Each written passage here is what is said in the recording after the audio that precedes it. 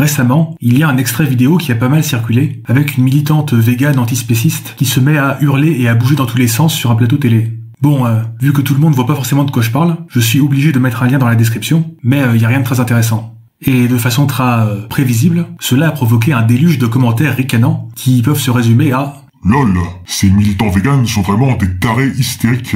Quelle bande de clowns !»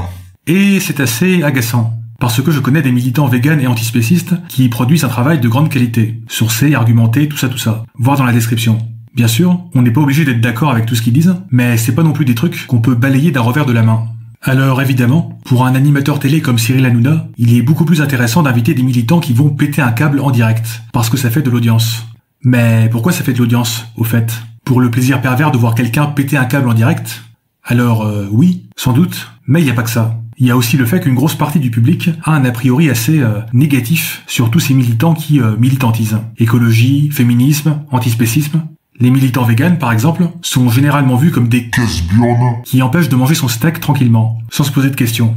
Et lorsqu'on n'aime pas trop une cause X de base, eh bien, c'est un délice de voir des militants pro-X péter un plomb et se ridiculiser publiquement. Cela permet de se dire « Ah, je le savais, ces gens-là sont des cinglés dangereux, ils sont complètement irrationnels là. J'ai bien raison de mépriser la cause X. » Très souvent, quand des militants nous agacent, c'est parce qu'il y a une petite voix dans notre tête qui nous murmure qu'ils pourraient ne pas avoir entièrement tort, au fond. C'est un peu comme les insultes. Si une insulte semble vraiment sortir de nulle part, genre espèce de suppôt des Illuminati reptiliens, ça nous fait juste marrer.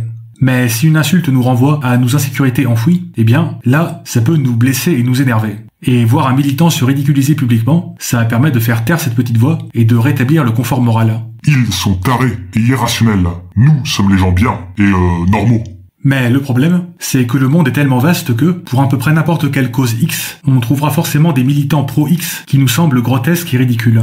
Ce qui nous permettra très commodément d'ignorer tous les autres militants pro-X. Sur un sujet un peu nerd, par exemple, j'ai longtemps méprisé certaines idées concernant les risques de l'intelligence artificielle, parce qu'elles étaient défendues, entre autres, par des gens qui disaient également des trucs que je trouvais assez ridicules. Et c'est d'autant plus vrai avec Internet et les réseaux sociaux, et notamment Twitter, qui est un peu une machine à sélectionner les militants les plus caricaturaux de n'importe quelle cause, et de se dire qu'on a bien raison de mépriser cette cause, voire même de se mobiliser contre cette cause, car ces gens sont fous, ces gens sont dangereux. On pourrait appeler cela le biais de sélection du pire militant. Et du coup, si on veut être un peu plus rigoureux, et un peu moins autocomplaisant, il pourrait être utile d'adopter l'attitude suivante.